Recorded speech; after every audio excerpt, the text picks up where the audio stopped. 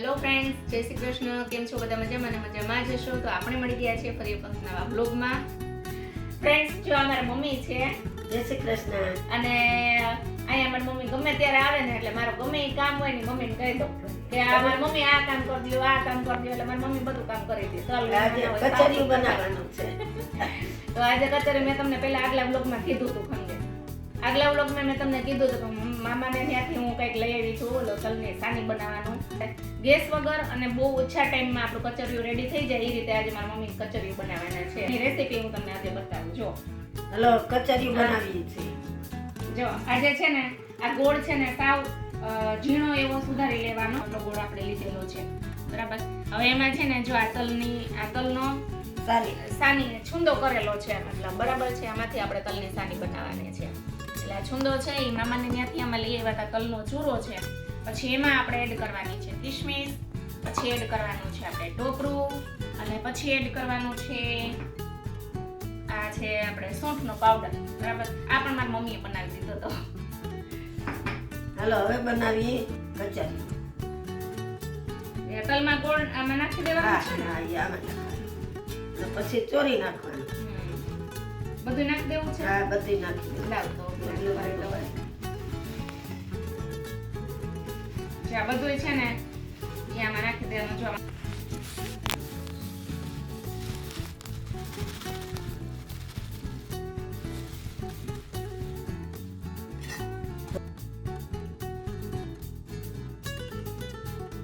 હવે આ ચોરવાનું છે.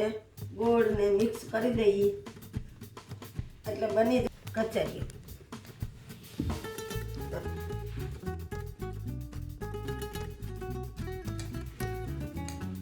ગોળની જરૂર પડશે વધારે મમ્મી? નહીં પડે, આટલે જ જોઈએ. બહુ ગળ્યું પછી બહુ મજા ન આવે ને, મોઢું આપણે ભાંગી જાય. તો બહુ ગોળ આવે ને, ગળ્યું ન ખાઈ શકીએ. એટલે માપસરનું બધું નાખવાનું. આપણે જો કેમ કેટલું સરસ મિક્સ થઈ ગયો ને, મસ્ત થઈ ગયો. જો ગોળ એકદમ, જો આમાં એકદમ મિક્સ થઈ ગયો છે. ગોળ એકદમ સરસ થઈ ગયું છે. અને આ રીતે આપણું તૈયાર થઈ ગયું છે કચરિયું. હવે આમાં આપણે જે નાખવું હોય ને બધું નાખી શકીએ, બરાબર છે. ડ્રાયફ્રૂટ્સમાં હું અત્યારે ખાલી કિશમિશ નાખું છું. જો આવી રીતે આ કિશમિશ આપણે નાખીએ છીએ અત્યારે. નાખી દે બધે. હા, પછી એમાં આપણે ટોપરું નાખશું. બધું નાખી દેવાનું છે. 100 ગ્રામ મેં ટોપરું લીધું હતું. અને હવે આપણે એડ કરશું સૂંઠનો પાવડર. આમાં તમે બીજા ઓસડિયા પણ નાખી શકો. પીપળી મૂળ નાખવું હોય, ગંઠોડાનો પાવડર નાખવો હોય. ગંઠોડા નહીં આવે. અને માથે જરાક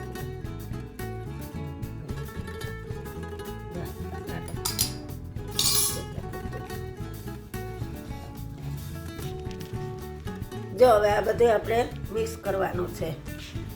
બની જશે કચરિયું. કેવું સરસ પણ લાગે છે. દેખાવમાં એવું લાગે છે કે સ્વાદ જ હાવ અલગ આવે. એટલો સરસ સ્વાદ આવે કે તમે ખાતા જ રહી જાઓ. મશીન કરતા ભાવે. મશીન કરતા આમાં મીઠાશ હોય વધારે. મશીનમાં તો એના તત્વ બધા બળી જાય ને. આ તમારા હાથનું બનાવેલું છે ને, તમને બહુ મજા આવે. બહુ જ સરસ લાગે. મજા આવે. હું ચાખી લઉં જરાક, મને બહુ મન થઈ ગયું ખાવાનું.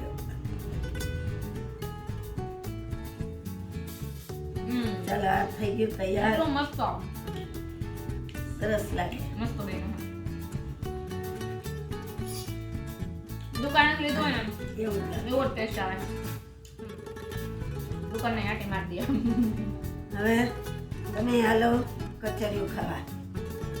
જો એટલું મસ્ત કચોરી બન્યું છે. જો જરાય વાર પણ ના લાગે અને દુકાન કરતા પણ સરસ અને ચોખ્ખું આપે બનાવેલું. જો અત્યારે આપણે આ ચોખ્ખી ધોયેલી સાફ બરણીમાં, આપણે કાચની બરણી છે એમાં આપણે આ ભરી લેશું. જેટલો સમય હું આમાં ભરી લઈએ, બાકીનું પછી બીજી બરણી ભરી લેશું. રારીઓ ચમચો.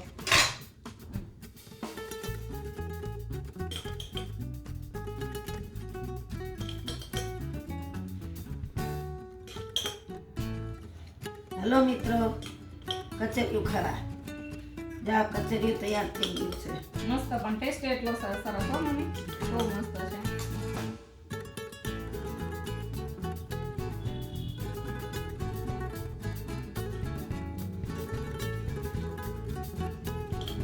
આગળના બ્લોગમાં છે ને મેં તમને બતાવ્યું હતું રસ્તામાં અમે મામાના ત્યાંથી આવતા હતા તેલ કઢવીને ત્યારે એ આ તલનો ચૂરો છે હું તેમાંથી તમને એક મસ્ત રેસીપી બતાવીશ તો એ જો આ રેસીપી આ જ છે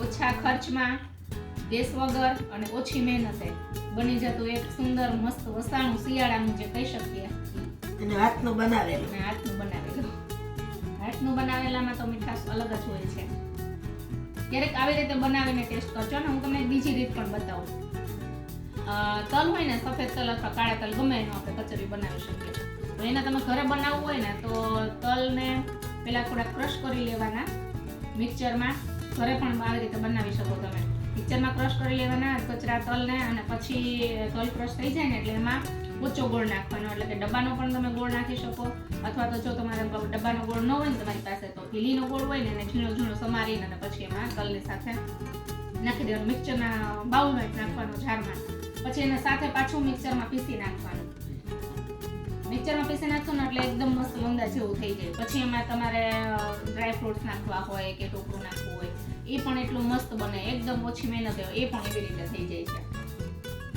એટલે એવી રીતે બનાવીને કરશો ટ્રાય તો પણ સરસ બનશે અને આ રીતે બનાવશો તો પણ સરસ બનશે ઠીક છે જો આપણું કચરિયું તૈયાર છે મસ્ત મજાનું કચરિયું